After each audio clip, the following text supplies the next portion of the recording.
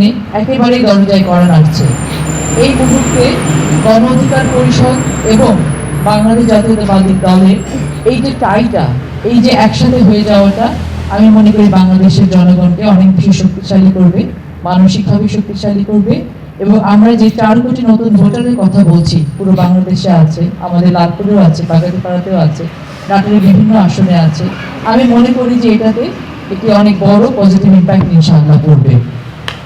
আমি গণ অধিকার পরিষদ থেকে আসা সহ সকলকে একটি বিষয় আশ্বস্ত করতে চাই যে বিএনপি এমন একটি দল, বিএনপি চাই হচ্ছে আমাদের পরিবারটি অনেক বড় হোক, আমাদের দেশে সবাই মিলেমিশে আমরা যেন একসাথে একই পরিবারের মতো থাকতে পারি।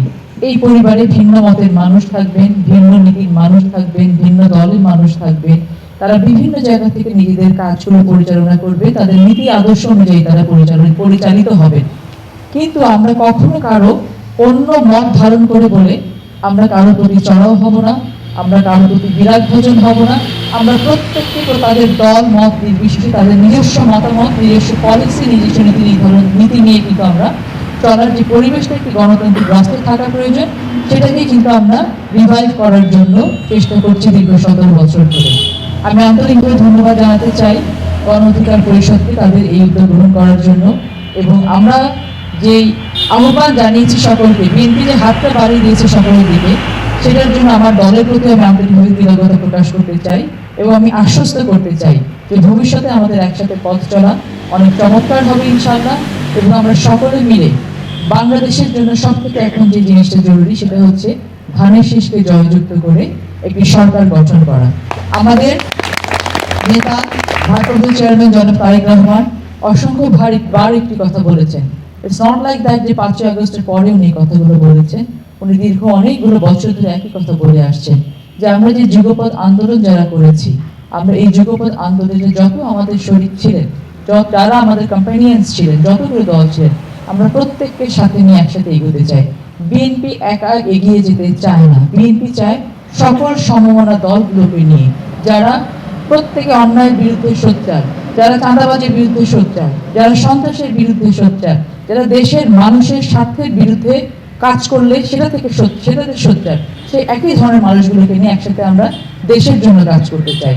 আজকে আমাদের এই চাওয়াটা, আমাদের এই উদ্যোগটা, আমাদের এই আহ্বানটাকে যে ভিপি নূর এবং তার দল সাড়া দিয়েছে, তার জন্য আমি ওকে আন্তরিকভাবে ব্যক্তিগতভাবে কৃতজ্ঞতা জানাতে চাই এবং দলের পক্ষ থেকে কৃতজ্ঞতা জানাতে চাই। আমরা এটা আশ্বস্ত করতে চাই যে লালপুর বাগাতিপাড়ার মাটিতে আমরা এখানে ধানের শীষের যারা আছি, বিএনপি যারা করি, আমরা প্রত্যেকে এখানে, আপনারা জানেন যে 91 সাল থেকে শুরু করে এখন পর্যন্ত এটাকে বিএনপির ঘাঁটি বলা হয়।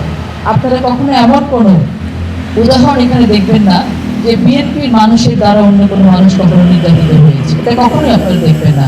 আমার পিতা মরহুম ফজলুর রহমান পটল, তিনি কিন্তু কোনোদিন সেই রাজনীতি করেন নাই যে রাজনীতিতে আমার ঘরের সন্তান সুরক্ষিত থাকবে কিন্তু আমার কোনো একটি কর্মীর ঘরের সন্তান তাকে আমি কোনো অরক্ষিত অবস্থায় ফেলে দিব।